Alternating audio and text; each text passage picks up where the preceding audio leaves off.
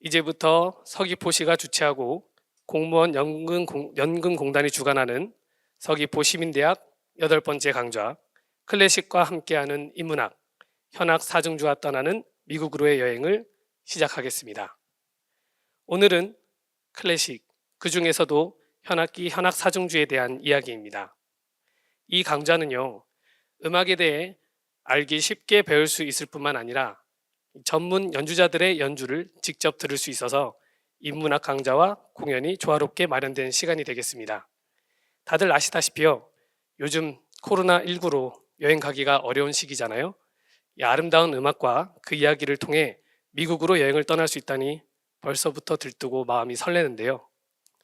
오늘 출연하시는 연주자분들 또한 현 제주도립교향악단에서 활동하시는 연주자분들이라고 하니까요, 한층 더 기대가 되고 있습니다. 왜 특별히 미국으로 여행이라는 제목을 붙였는지도 궁금하기도 하고요. 그동안 우리가 접했던 현악 사중주, 이 드보르작의 음악 이야기로 어떤 여행이 될지 기대가 되시죠? 네, 그럼 클래식과 함께하는 인문학, 현악 사중주와 떠나는 미국으로의 여행 시작하겠습니다. 본 강좌를 맡아주실 강사님을 소개하도록 하겠습니다. 이 다양한 프로필만큼 첼로리스트로서 감동의 무대를 선사해주고 계신 분이시죠.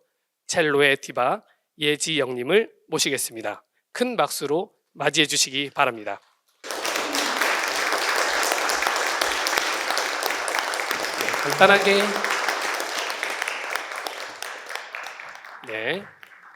간단하게 양력을 좀 소개시켜 드리면요, 부산대학교를 졸업하고 뉴욕 주립대 석사 동대학 전문 연주자 과정을 수료했고요. 도쿄 스트링 퀄텟, 이머슨 스트링 퀄텟, 요요마, 루스트 로포비치 마스터 클래스 참가 및 연주, 그리고 예지영의 첼로 이야기 강좌를 하셨고요. 베토벤 소나타 전곡 시리즈를 연주하셨고 현 도립제주교향악단 첼로 수석이십니다.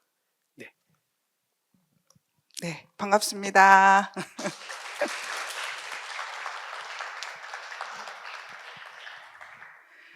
네, 처음 이제 이 강의에 의뢰를 받고 저는 이제 연주만 하면 되는 줄 알았거든요. 그래서 네, 흔쾌히 오케이 했는데 강연도 해주셔야 된다고 해서 평소에 뭐 하던 강연이지만 또 너무 또 귀하신 분들이 이렇게 모이시는 또 수업이라고 해서 좀 긴장을 많이 하고 왔습니다. 그래도 오늘 재밌는 수업이 되도록 최선을 다해 보겠습니다.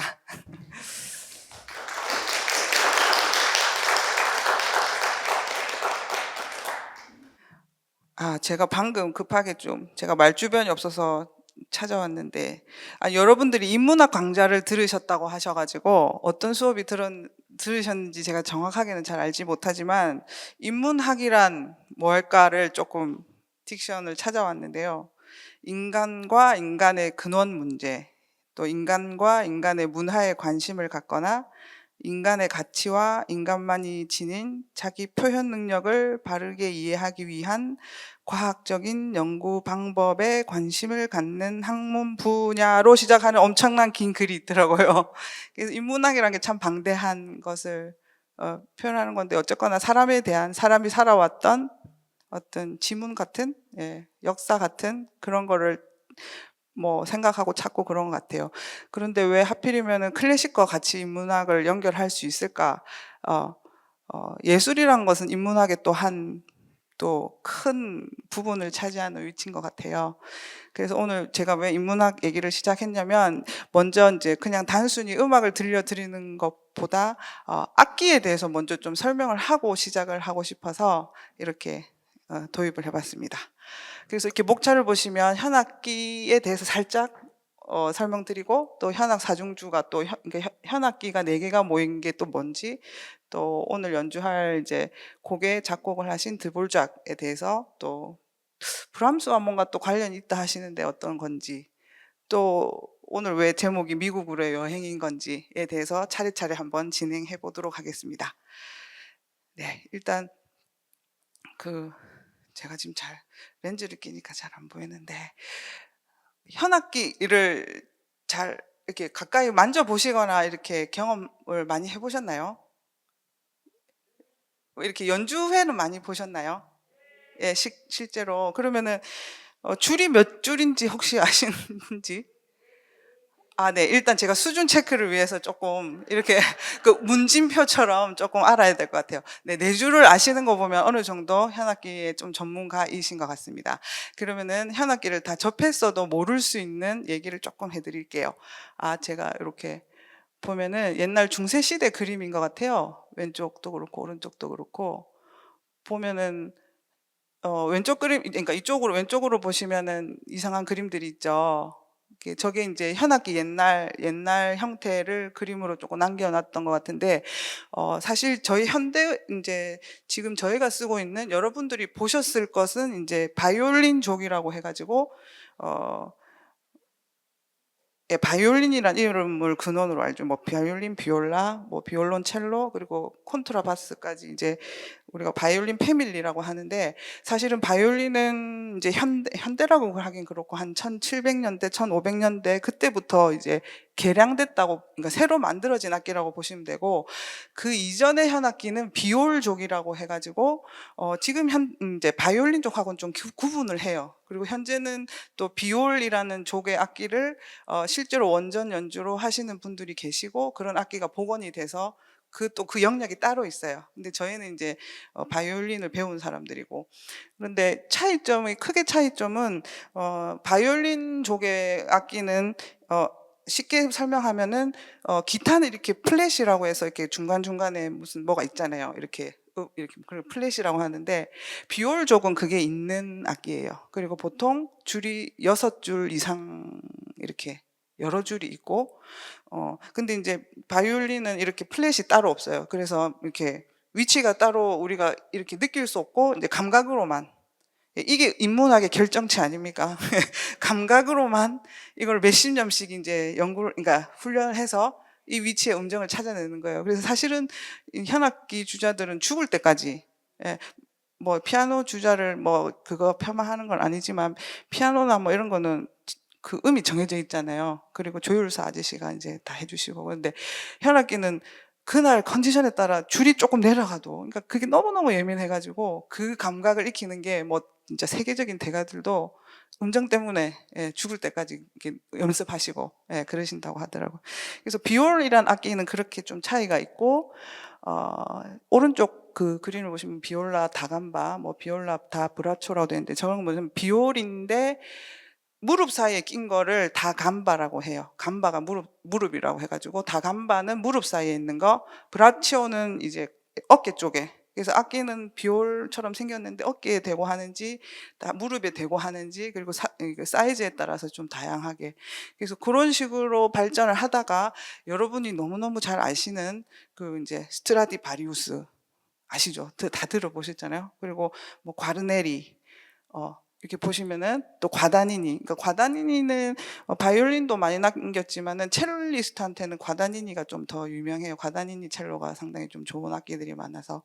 그래서 이제 요렇게 스트라디바리우스하고 여기 이탈리아 이제 아마티 공방이라고 하는데, 그때 당시 그 사실은 뭐 미스테리로 남아져 있다고 하는데, 제가 모르겠어요. 그쪽 분야로 깊이 공부했으면 그 미스테리를 풀었을지 모르지만, 저희 일반인들이 알기로는 어떻게 이런 형태의 이렇게 예술적으로 아름다운 어떤 이런 커브, 이렇게, 왜냐면은 보시면은 이만큼 이렇게 울림통이 있잖아요.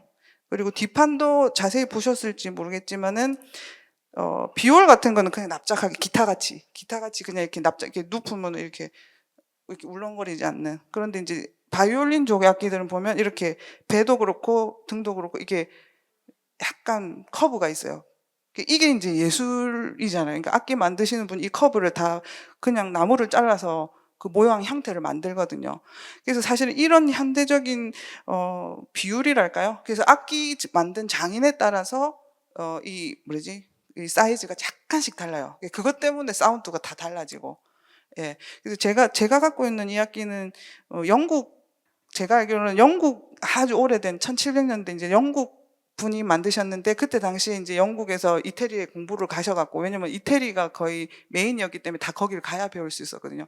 그래서 이태리 거의 그 방법을 배운 영국 사람이 만든 악기로 제가 알고 있는데, 왜 그 얘기를 하냐면은 이 F 홀조차도 사실은 처음에는 그냥 뭐 이렇게 직선적인 이런 형태가 아니었고 이렇게 아름답게 이렇게 나오는 데가 하여튼 스트라디바리 그 아마티 공방 그때부터 이제 이게 나온 거예요.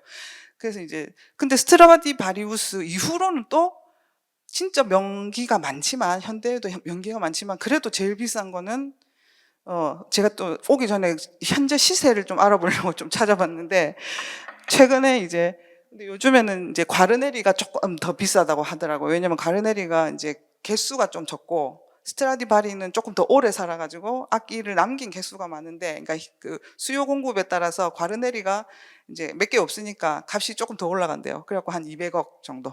스트라디바리가 한 156억 정도. 최근에 그런 시세가 있더라고요. 예, 앞으로 더 올라가겠죠. 이제 인플레가 오면 이제 더 올라가겠죠. 그래서 악기를 그렇게 이제 투자를 하시는 분도 계시고.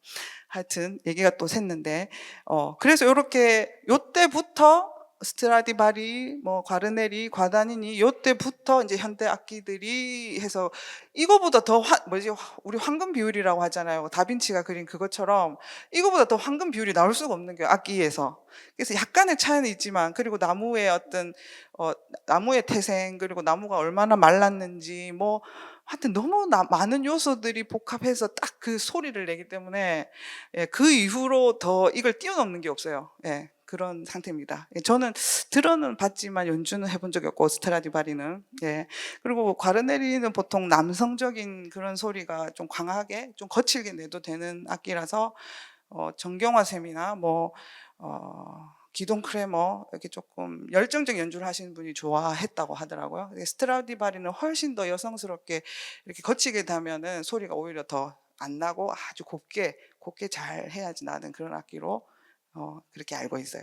어쨌거나 이 정도 설명을 넘어가고, 그 다음에 어쨌거나 그래가지고 악기가 이렇게 바이올린 쪽이 생겼는데, 현악 사중주는 혹시 많이 들어보셨나요? 네, 네. 그 현악 사중주는 무슨 악기가 들어가는 거지요? 바이올린, 예, 비올라, 그 다음에 첼로. 예. 그럼 이제 세 개인데, 그럼 어느 악기가 하나가 더 있을까요? 콘트라베이스 소리도 났는데, 예, 바이올린이 두 대가 들어가고, 그 다음에 중간 이제 엘토 같은 이제 비올라가 들어가고, 그 다음에 첼로가 이렇게 네 대가 들어가는데, 사실은 현악 사중주는 어, 옛날에는, 그러니까 첼로라는 악기 자체가 옛날에는 그러니까 하이든 이전, 모차르트 이전, 사실은 그럴 때는 첼로라는 악기는 그냥 뭐라고 해야 되지? 반주 같은 악기였어요. 이게 보통 위에 고음 악기들, 바이올린들이 이제 멜로디를 하면 이제 꼭 왜 이렇게 뭐지? 귀족 부인이 이렇게 앞에서 이렇게 가면 뒤에서 하인이 이렇게 치마를 잡아주듯이 첼로는 그냥 밑에 깔아주는 거예요. 깔아주는 거. 예, 그래서 둥 하면서 그냥 깊은 밑에 소리를 베이스를 깔아주는 그런 악기로 많이 사용되어졌는데, 감사하게도 바흐 선생님께서 바하 첼로 뭐 모음곡 같은 그런 첼로 곡을 조금씩 이제 만들어 주시기 시작해서, 그 전에 사실은 별로 첼로 곡이 없었어요. 그런데 그렇게 생기다가 하이든이라는 작곡가는 다 아시죠? 하이든이라는 작곡가가 처음으로 이 방금 말한 그 네 대를 묶어서 작곡을 해봤는데 이게 괜찮은 거예요. 이렇게 사운드도 그렇고 큰 오케스트라를 쓰기는 그렇고 뭐 할 때 아주 그 뭐지 오늘처럼 이렇게 적은 어떤 홀이나 그 귀족들의 공간에서 연주하기가 딱 좋고, 또 작곡적으로도 대위법을 가는데 어쨌거나 자기들의 어떤 기량을 마음껏 실험도 해보고 이렇게 발현시킬 수 있는 그런 영역의 그런 악기들이 네대. 그래서 하이든부터 그 엄청나게 작곡이 많아졌고, 모차르트가 그 영향을 받아서 조금 많이 남겼고, 그 다음에 또 베토벤은 바흐를 이어가는 사람이기 때문에 베토벤이 이제 또 다시 한번 현악 사중주의 또 부흥이랄까요? 사실은 베토벤이란 분이 영화를 보신 분은 좀 기억하실 건데, 그 이제 병상에서 누워가지고 뭔가 환청 비슷한 걸 들으면서 막 작곡하는 마지막 모습이 있는데, 그때가 현악 사중주 그랑 fuga라고 해가지고, 그거는 사실 저도 연주를 해보려고 이렇게 시도는 해봤지만 들고 싶어 하시는 분이 없기 때문에 연주를 할 수 없는 곡이에요. 왜냐면 워낙에 어렵고 워낙에 길고 재미도 없고. 그런데 지금의 우리는 아마 그거를 이해를 못할 것 같아요. 저도 죽을 때까지 이해를 못 하는데 어쩌면 우주의 언어가 아니었을까 싶을 정도로, 그러니까 너무 어렵고 방대하고 뭔 소리인지 모르는 근데 그거를 이제 작곡하고 그러니까 그만큼 현악 사중주가 베토벤한테는 엄청 중요한 장르였어요. 그리고 그 후로도 오늘 만날 드볼작 그리고 브람스 또 뭐 슈베르트 많은 사람들이 슈베르트 곡도 너무 멋있는 거 너무 많거든요. 뭐 죽음과 소녀 뭐 하여튼 너무 많아요. 하여튼 그런 식으로 해서 제가 사랑하는 또 쇼스타코비치라는 러시아의 작곡가가 계신데 그때까지 현악 사중과 이렇게 라인이 이렇게 이어져요. 그래서 사실은 지금쯤 그 연주를 살짝 들려드리려고 했는데 우리 연주자분들 나중에 모시기로 했기 때문에 나중에 약간씩 맛배기로 하이든 거 잠깐, 베토벤 거 잠깐, 그리고 쇼스타코비치 잠깐 들려드릴 예정입니다. 그래서 그건 조금만 기다려 주시고. 어쨌거나 뭐 그런 식으로 현악 사중주를 작곡가들도 사랑하고 또 들어보시면은 되게 저는 사실 첼로한테 제일 어려운 장르가 현악 사중주예요. 왜냐면은 피아노 트리오 같은 경우에는 피아노라는 악기가 정해진 음을 치고 있기 때문에 그 음정에 제가 만들어서 들어가면 되는데 현악 사중주는 노 베이스 아까 말했듯이 아무 베이스가 없어요. 그래서 그냥 첼리스트의 감각으로 음정을 잡아내면 그 위에 그 바이올린들이 그 화상을 쌓고 그래서 제일 어려운 작업 중에 하나가 현악 사중주 그리고 잘하기도 어렵고 예, 왜냐면 음정 하나하나 사실은 예, 한번 제가 들려드릴게요. 그러니까 음정이 얼마나 예민한지.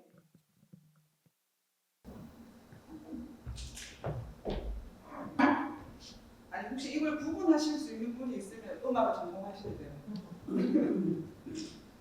예를 들면 이 음정하고 이 음정하고 이게 구분이 되시나요?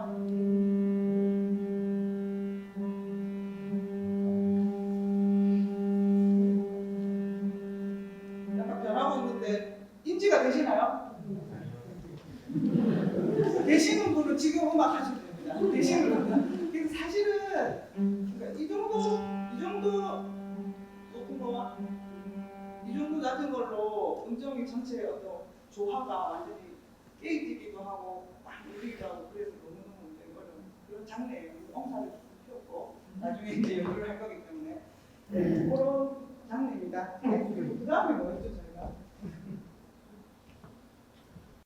이제 두불작 들어가야죠. 제가 좀 앉아서 얘기하겠습니다. 드볼작은 다 아시잖아요, 그죠? 예. 들어보신 곡이 있으신가 드볼작 곡 중에? 신세계? 예? 예, 신세계로부터. 그 몇 년도였어요? 그때 북한으로 그 연주가 제가 몇 년도인지 기억이 안 나는데 저는 선명하게 기억을 하거든요. 그때 로린 마젤키 지휘장가 하고 뉴욕 필하모닉이 북한 공연에 가가지고 연주했던 곡이 신세계로부터. 그게 이제 드볼작이 그 얘기까지 가면 안 되는데 어쨌거나 드볼작이라는 사람에 대해서 먼저 얘기를 좀 해야 되는데요. 드볼작은 체코 사람이고 다 아시다시피 그리고 혹시 음악을 들으신 분들 중에 드볼작은 어떤 사람일 것 같다 이런 느낌을 혹시 가지신 분이 있으신가요? 음악을 이렇게 들어보면 그 사람을 조금 느껴질 수 있거든요. 근데 드볼작은 14남매 중에 장남이었대요. 예, 그리고 아버지는 정육점을 하셨고 그리고 무슨 정육점도 무슨 자격증이 있어야 된대요, 기술이. 그래서 그거를 갖고 계셨고 그걸 또 아들한테 물려줄 수 있는 뭐 그런 걸 갖고 사업증 같은 걸 갖고 계셔가지고 그거를 물려주셨고 근데 자세히 보니까 아버지가 작곡도 살짝 하시고 음악적인 그런 재능이 아버지가 갖고 계셨던 것 같아요, 이미. 그래서 사실은 정육점 그 자격증만 준 줄 알았는데 음악적 재능도 아버지한테서 오지 않았을까 하는 게 생각하고 그래서 아예 타고나기를 이제 천재적으로는 타고났는데 그거를 이렇게 실제로 이렇게 많이 발현하고 살지는 못했던 것 같아요. 그런데 뭐 이렇게 형편이 그렇다고 또 엄청 뭐 부자고 그러지도 않아 가지고 뭐 교회 가서 반주도 하고 또 뭐 비올라 같은 거 가서 연주도 하면서 그런 식으로 뭐 피아노 레슨도 하고 그러면서 또 좀 힘들게 이렇게 살면서도 곡도 한 번씩 쓰고 뭐 이렇게 살았었대요. 한 30 몇 살 때까지. 그랬는데 한 교향곡 한 3번 정도까지 썼을 때 그 당시에 이제 오스트리아에서 좀 재능은 있는데 돈이 없는 그런 사람들을 조금 저거 하려고 이제 음악상 같은 걸 수상했는데 그때 당시 이제 심사위원이 브람스였대요. 근데 브람스가 드보르작의 그 3번 심포니를 딱 보고 이제 첫눈에 반해버린 거야. 얘는 나랑 같은 코드 이렇게 해가지고 얘 줘야 된다. 그래갖고 그때부터 이제 브람스가 엄청 드보르작을 좋아했대요. 근데 이제 저도 이렇게 어떤 자료를 이렇게 찾아보니까 브람스라는 사람 아시는지 모르지만 브람스도 엄청 제가 느낄 때는 정말 책임감이 강하고 인간적이고 따뜻한 사람이었어요. 그리고 막 도시에 바쁜 막 이렇게 세련된 걸 좋아한다기보다는 좀 소박하고 좀 따뜻하고 시골적인 그런 걸 좋아하는 사람이었는데 브람스가 봤을 땐 드보르작도 좀 그런 사람이었던 것 같아요. 어렸을 때부터 시골에 태어나서 또 많은 사람들 책임도 지고 그렇게 자라서 결이 좀 같았던 것 같아요. 그리고 드보르작도 민요를 좋아했고 서로 조금 그런 좀 공통 코드들이 좀 있어가지고 또 천재성도 봤겠죠. 그래가지고 그때부터 브람스가 많이 드보르작을 지원해줬고 어디 이제 브람스의 어떤 전기를 보니까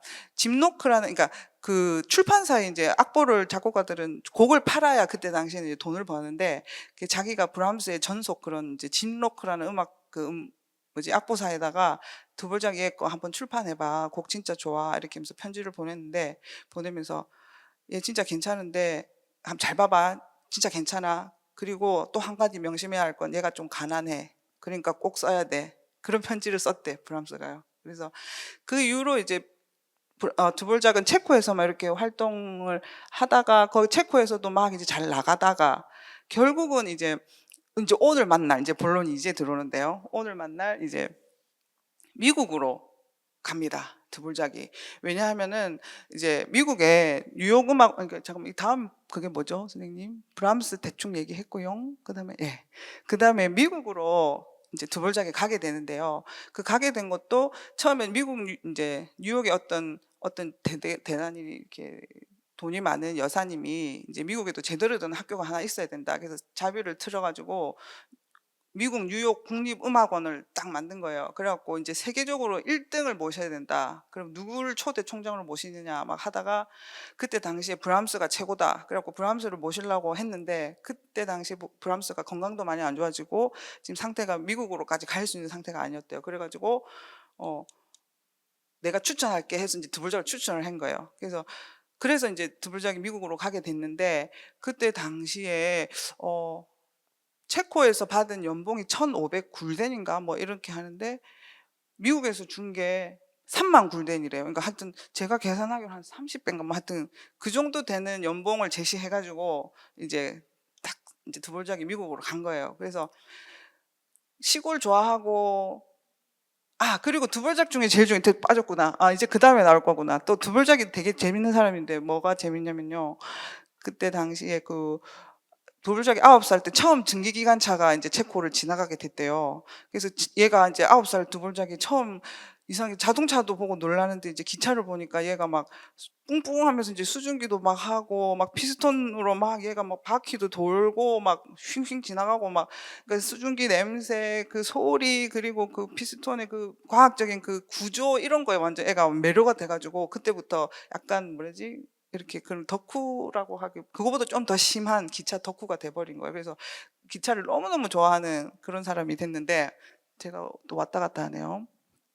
왜 제가 그 얘기를 했을까?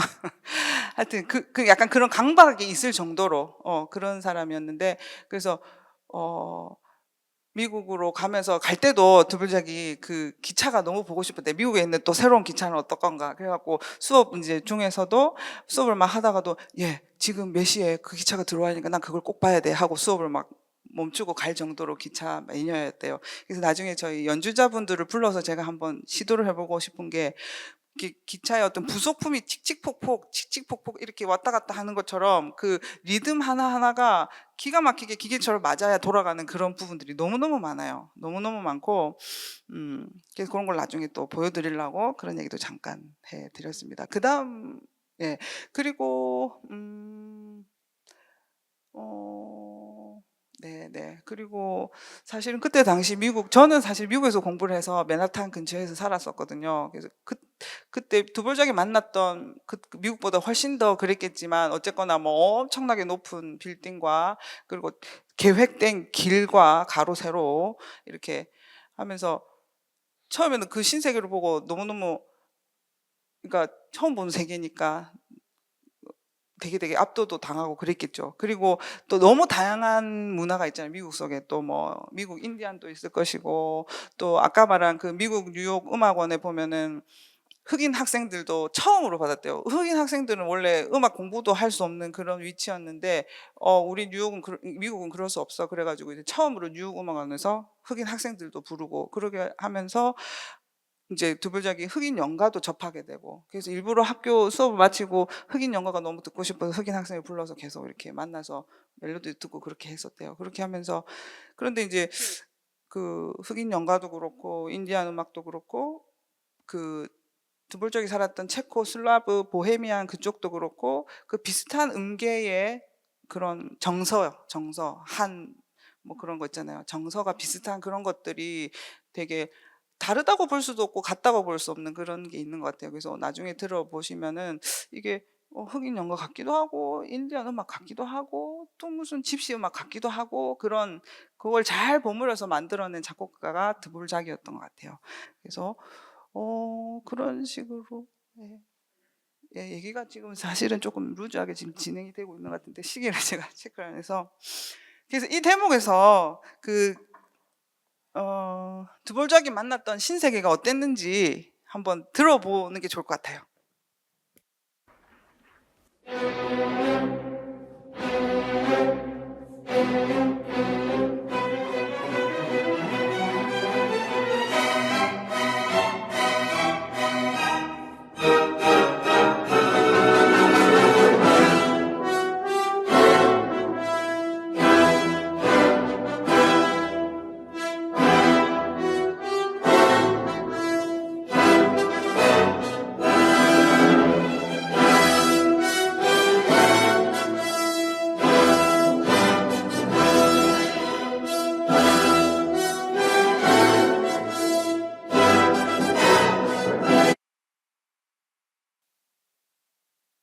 들어보신 곡이죠.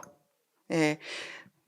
저는 대학교 다닐 때 저런 거 막 응원가도 많이 하고 그랬던 것 같은데, 그래서 되게 강한 느낌의, 그래서 당시 그 미국에서 압도당했던 그 기분을 사학장에, 사실은 그때 모든 경제와 정치와 뭐 그런 것들이 미국으로 다 이렇게 쏠릴 때였잖아요. 그래서 그 압도감을 표현했다고 하더라고요. 그래서 그런 웅장함을 느낄 수 있는데, 사실은 신세계로부터, 예, 2악장을, 저는 아까 말한 그 북한 공연 때 2악장 잉글리시 혼이 불렀던 그 멜로디를, 그 장면을 잊을 수가 없거든요. 여러분도 기억하실지 모르는데 첼로로 잠깐 그 멜로디를 들려드려 보려고.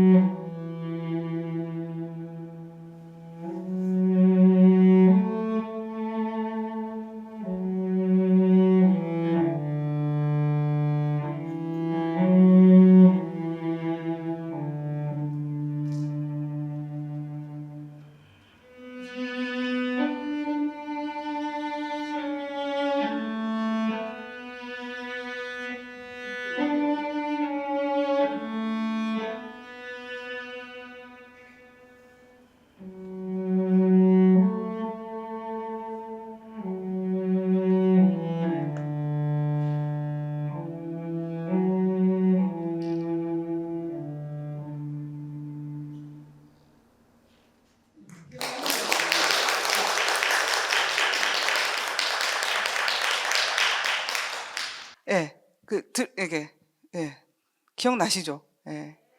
그래서 이 선율이 너무 아름다워가지고, 드볼작이 만든 선율인데 이게 너무 아름다워가지고 나중에 이제 가사들을 많이 붙여가지고 제목이 Going Home이라는 노래로 많이 또 부르더라고요. 그죠?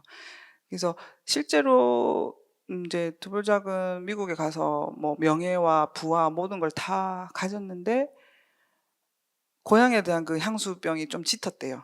예, 좀 짙었고, 그래도 뭐 다행스럽게 부인과 자식들이 같이 미국으로 갈 수는 있었었다고 하더라고요. 그런데 이제 물론 여기서 제주 태생이신 분도 계시고 이제 들어오신 분도 계시지만, 저는 2003년도부터 제주도 살아갖고 한 17년, 18년 이제 살고 있는데요.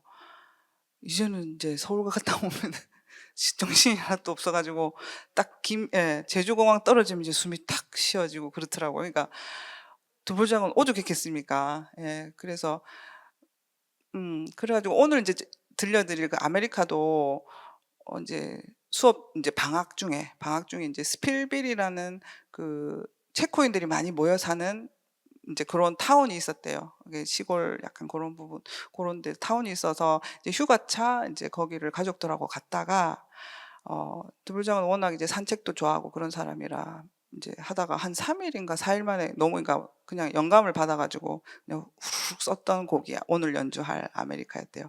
근데 본인이 이제 직접 말하기를 되게 그냥 생각 없이 그냥 직선적이면서도 그냥 따뜻한 그런 곡을 쓰고 싶었어. 그리고 너무 빨리 작곡이 되었어. 그래서 이거를 파파 하이든에게 감사함을 전하고 싶어. 이런 게 메모가 있었다 하더라고요. 그래서 되게 기분 좋게 써내려간 그런 곡. 그래서 사실은 저는 뭐 아메리카 이런 걸로 드볼작을 먼저 만났기 때문에 그냥 되게 따뜻한 아저씨. 아까 사진도 보셨지만 둥글둥글하고 배도 좀 있고 그래서 그냥 따뜻한 아저씨. 뭐 날카로움 없고 뭐 이렇게 그렇게 큰 슬픔 없고 이런 분인 줄 알았는데 그 베토 아 저 심포니 7번 혹시 들어보실 수 있으면 한번 지금 오늘 아까 들으신 거 9번 교향 뭐 이런 거 8번 이런 거랑 다르게 7번 교향곡은 유독 되게 깊어요. 엄청 깊어요. 그리고 브람스의 영향을 엄청 많이 받아 가지고 되게 뭐라고 해야 되지? 이렇게 형식적이고 고전적인 그런 느낌이 많이 나는데 되게 철학적이고 깊고 슬프고 그런 곡이 그 드보르작 심포니 7 번인데 꼭 한번 들어보시기를 추천합니다. 그래서 저는 개인적으로 그 곡에 매료돼 갖고 저희가 상반기 때 교향악단에서 연주를 하면서 저도 연주는 처음 해 봤는데 너무너무 아름답고 깊어서 되게 사랑에 빠졌던 기억이 있습니다. 그리고 알고 봤더니 또 그 두불작이 오늘 사실은 제가 악기를 들고 나온 이유는 또 유명한 곡이 하나 더 있어 갖고 이거는 일단 들어보실게요.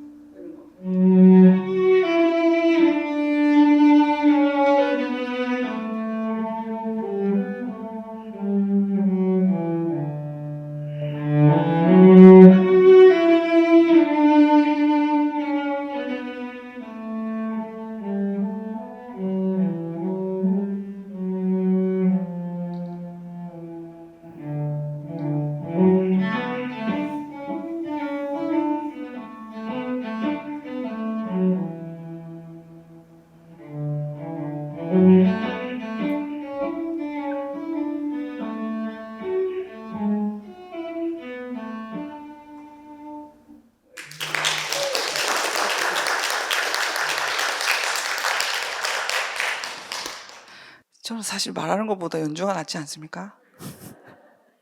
말하는 게 사실은 좀 힘들어요. 말은 많지만 말하는 건 힘들어. 이게 방금 곡은 두볼작의 유명한 유모레스크.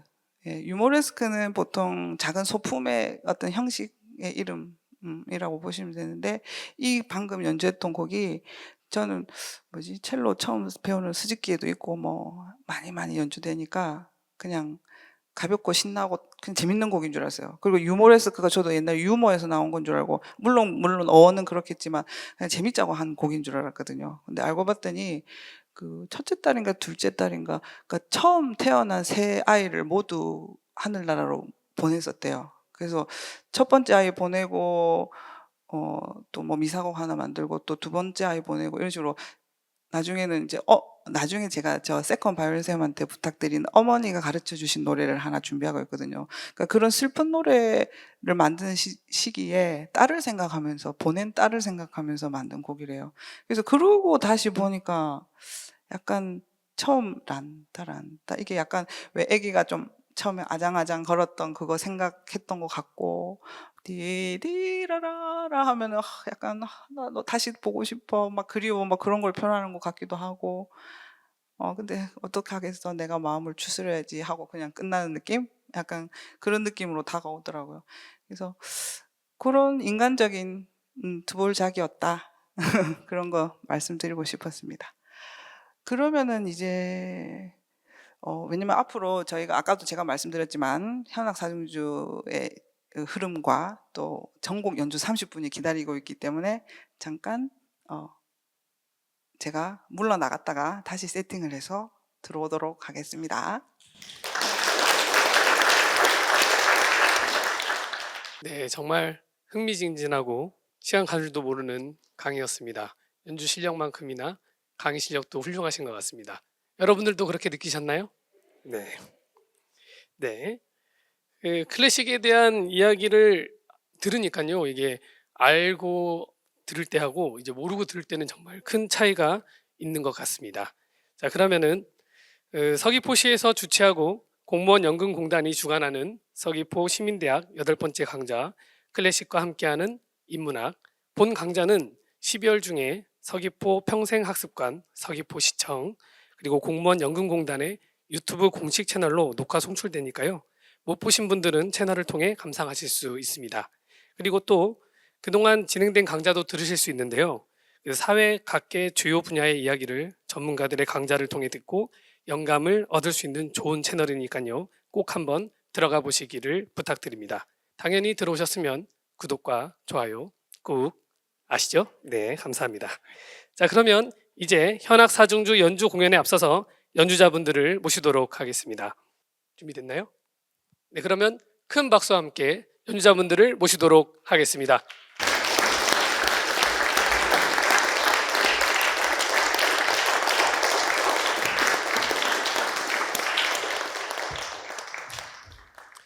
네, 그럼 다시 한번 소개해 드리겠습니다.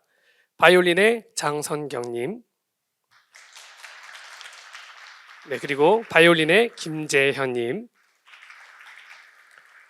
그리고 비올라의 김수영님, 그리고 첼로의 예지영님입니다. 네, 그럼 이제 예지영 강사님께 마이크를 넘기고요. 저는 물러가도록 하겠습니다. 다시 한번 큰 박수 부탁드립니다.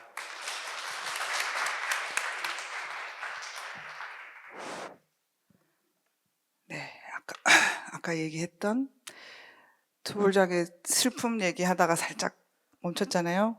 연결해서 잠깐 우리 재현쌤의 어머니가 가르쳐 주신 그 가사 내가 적어 왔는데 하여튼 내용은 그거예요. 그 옛날에 어머니가 이렇게 가르쳐 주셨지 하면서 뭐 눈물 근데 내가 이제 내 아이에게 이 노래를 가르쳐 주는데 눈물이 나네 뭐 이런 내용인 것 같아요.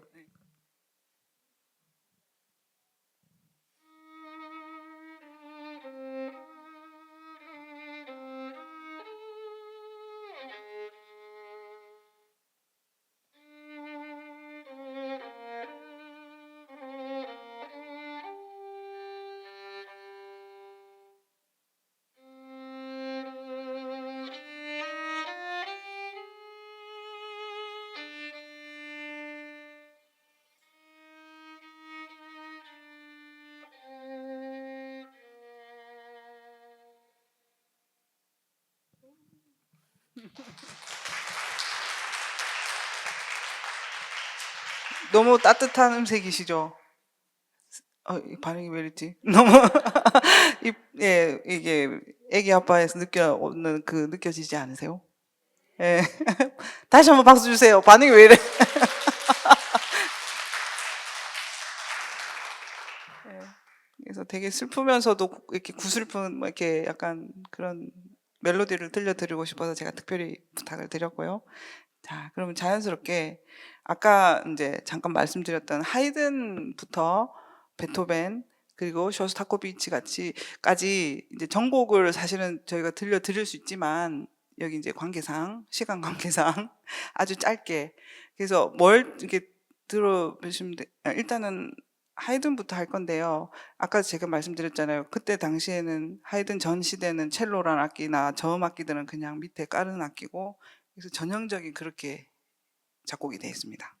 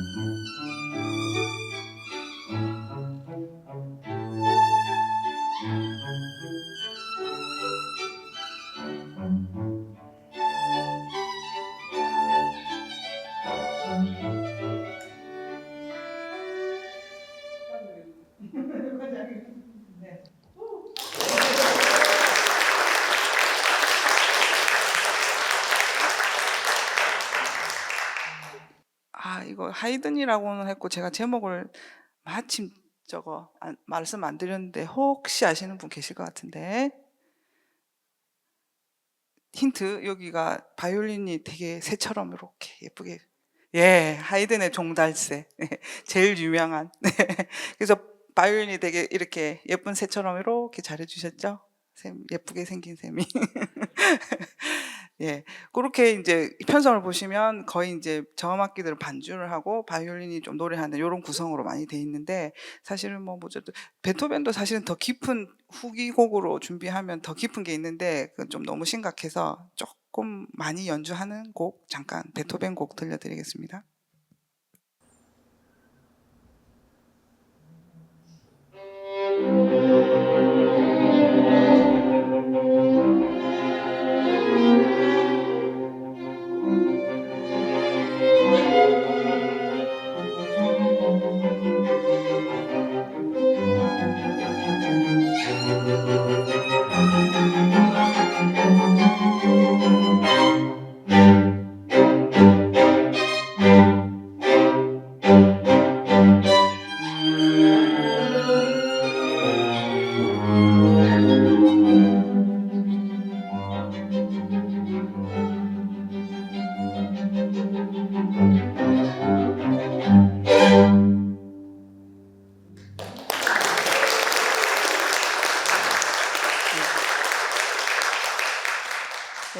조금 느낌이 살짝 변한 게 시대가 변해진 게 느껴지십니까?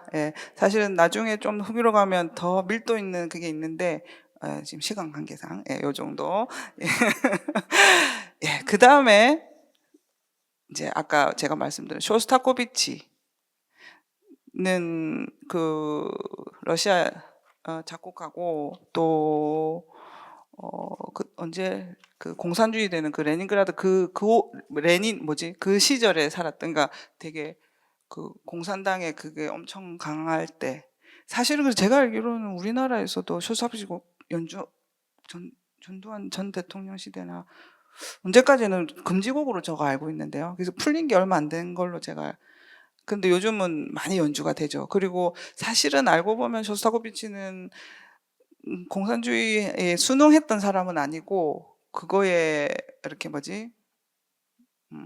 저항을 마음으로는 했는데 어쨌거나 예술을 지켜야 되기 때문에 사실은 공산당 당원들이 알아채지 못하는 예술적 언어로 계속 저항을 하고 있었어요. 그래서 나중에 알아보시거나 찾아보시거나 들어보시면 너네 그렇게 나를 죽이려고 해도 나 예술로 너네 까고 있어 뭐 이런 내용 그걸 느낄 수 있는 곡들이 정말 많아요. 근데 오늘 잠깐 맛배기로 보여드릴 곡도 뭐 그게 맞는지 틀린지 모르겠지만 그때 뭐 게슈타포인가 아닌데 뭐지 러시아의 그 뭐죠? 하여튼 그 사람들이 비밀 경찰들이 이제 이 쇼스타코비치 찾으러 막 문을 쾅쾅 막 두드린대요. 막 항상 공포에 막 질려 있고 막 그런 시절에 쾅 그 문을 두드리고 막 그 불안한 그 심리를 담은.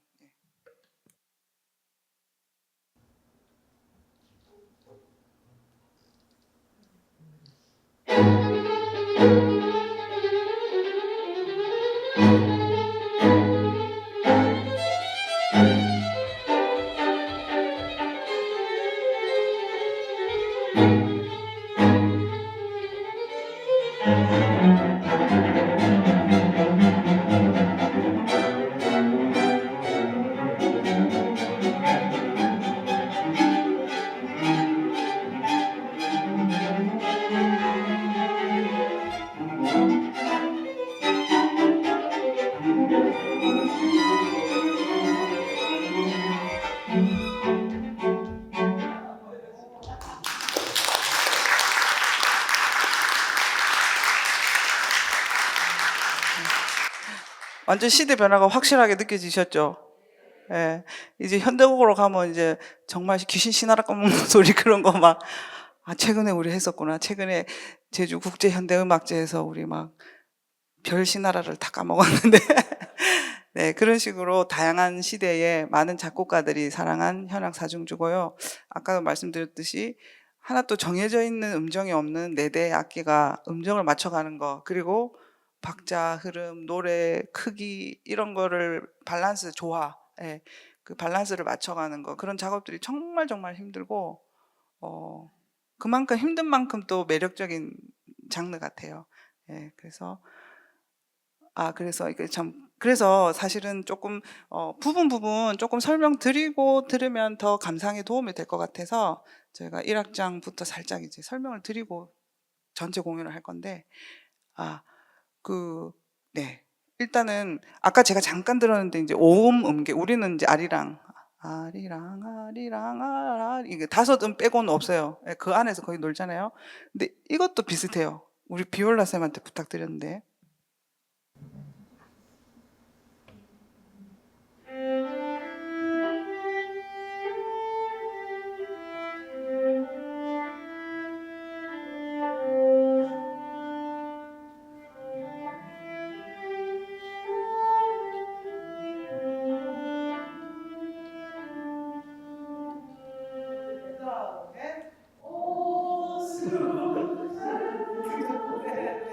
예, 역시 정규 교육을 다 받으셨군요.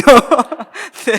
예, 그래서 미국 유명한 포크송이죠, 그죠? 그래서 그것도 거의 오음 음계 한 봐보세요. 오음 아닌 게 있는지 한번 찾아내시면 좀 얘기 좀 해주세요. 예, 거의 거기서 놀고 있어요. 근데 오늘 1악장에 나오는 멜로디를 쌤 소리만 잠깐 느리게 해도 되고. 예.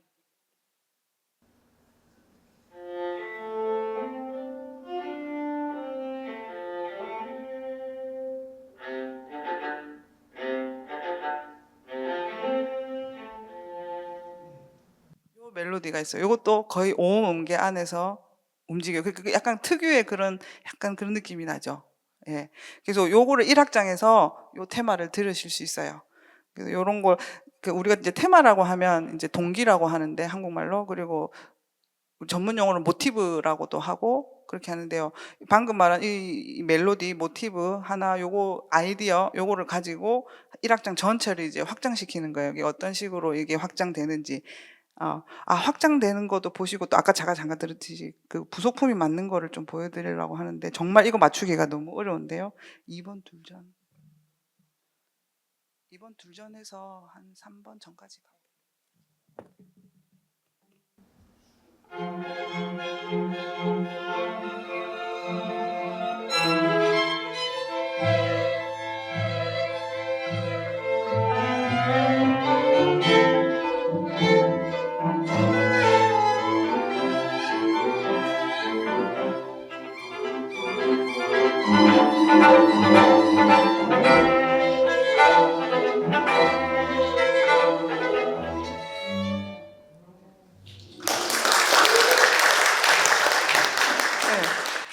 혹시 이렇게 은퇴하시고 저거 피아노를 배우신 분이 계신지 모르지만 왼손 오른손 맞추기도 진짜 어렵거든요. 내 몸 오른손 왼손 맞추기도 힘든데 너의 몸 4개가 너의 몸 4개도 오른쪽 왼쪽 8개가 맞추기가 진짜 어려워요. 그래서 한 마음 한 뜻으로 하는 거를 몇 시간씩 앉아서 연습하고 그렇게 준비해 온 공연입니다. 네, 그다음에 2악장으로 넘어가서 사실은 이거는 제가 처음에 준비할 때는 이건 뭐 어떤 것 같아요 이렇게 설명을 드리려고 했는데, 이거는 사실은 2악장은 모든 그 작곡가의 2악장은 그냥 마음으로 듣는 것 같아요. 뭐 머리로 듣는 게 아니라 마음으로 듣는 거라서 이거는 그냥 스킵할까요? 어떻게 할까요? 한번 들리고.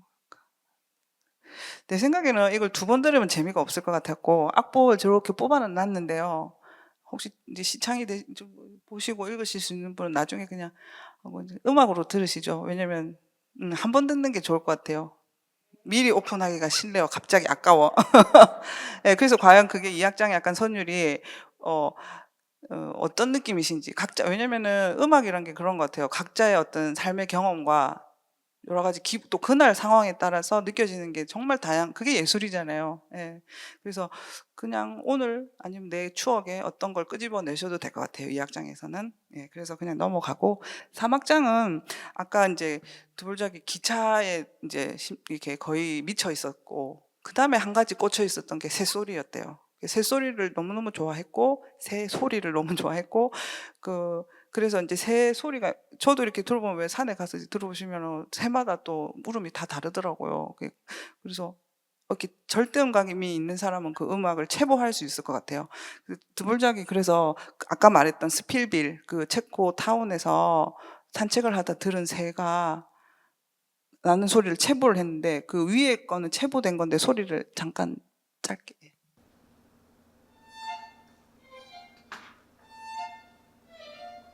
뭐 이런 식의 새소리가 따라 이렇게 하면서 났던 것 같아. 근데 그거를 이제 선율로 만든 거죠. 예.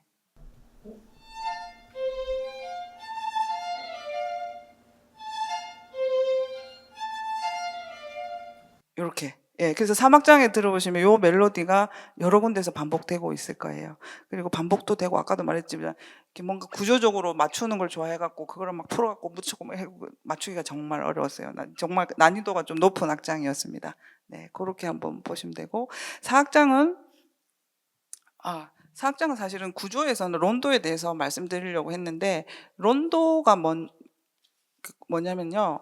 우리 한국 치면 옹해야랑 같은 거예요. 그러니까 어쩔시고 옹해야 뭐 저쩔시고 옹해하면 또 뭐 어쩌고 저쩌고 저쩌고 무슨 얘기를 막 하다 또 옹해야 하면서 계속 후렴이 반복되잖아요. 그래서 후렴을 계속하고 또 중간에 다른 얘기 또 막 했다가 또 그 후렴이 다시 오고 그러니까 형식으로 뭐 A 같다 B 같다 A 같다 C 같다 A 같다 D 같다 뭐 이런 식의 그런 거를 론도 형식이라고 하는데요.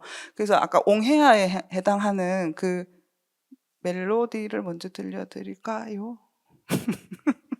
멜로디를 네. 아니요. 그 멜로디만 잠깐 할 수 있어요.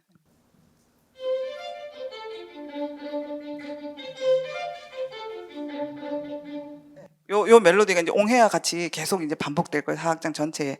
그리고 이제 사악장 전체에 사실은 그 무드랄까요? 그거는 어떤지 한번 들어보세요. 이 리듬이 있는데.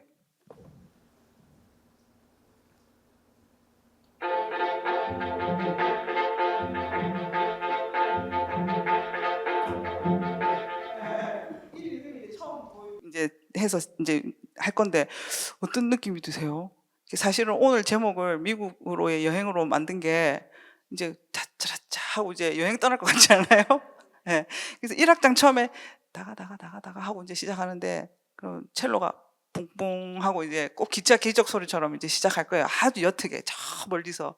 그러면 이제 비올라가 이제 다리라다라라 하고 이제 노래로 아메리칸 노래로 이제 시작해갖고 2악장, 3악장을 거쳐 4악장이 이제 딴따랐다 하고 이제 본격적인 이제 뭐지 속도가 붙었달까? 예, 그런 무드의 그런 곡이에요. 그래서 그런 식으로 그런 거 한번 들으시면서 찾아 듣는 재미, 예, 그렇게 한번 설명드려봤습니다. 그러면은 사실 저희가 연주할 때 아까 말하고 연주하고 이런 게 사실 쉬운 작업이 아니라서 이제 마이크 놓고 이제 연주 모드로 이제 조금 해서 연주를 한 25분 정도 걸릴 것 같습니다.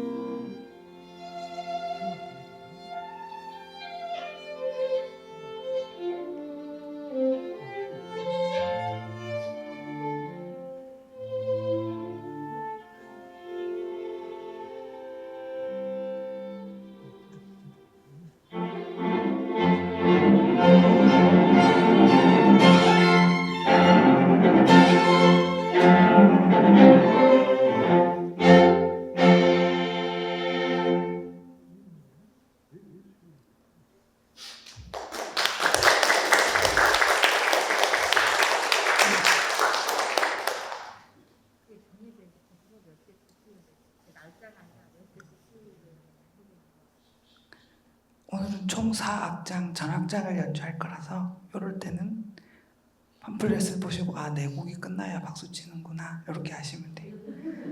네. 아직 3악장이 남았습니다.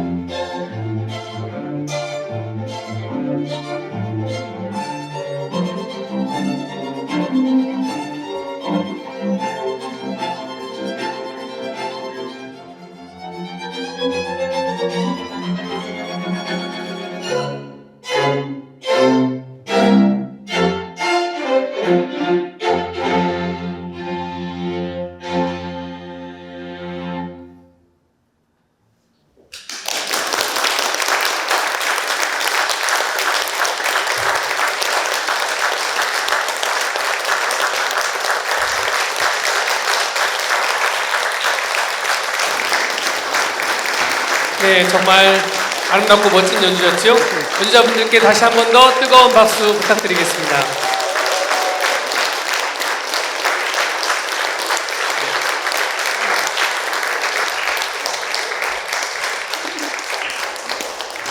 아니 연주로 모든 걸 다 말하고 끝날 줄 알았는데 뭔가 아쉬워서 마이크를 한번 다시 잡았어요. 어떻게 미국으로 여행 시켜준다고 막 큰 소리 쳤는데 미국 가셨는지 홍콩 가셨는지 어디 가셨는지 모르지만 어떻게 재밌으셨습니까? 네, 이렇게 실황 연주를 하는 게 사실 쉽지 않지만 그래도 재밌는 여행이 되셨으리라 믿습니다. 네, 감사합니다. 공단 유튜브 구독과 좋아요도 부탁드려요. 공무원 연금공단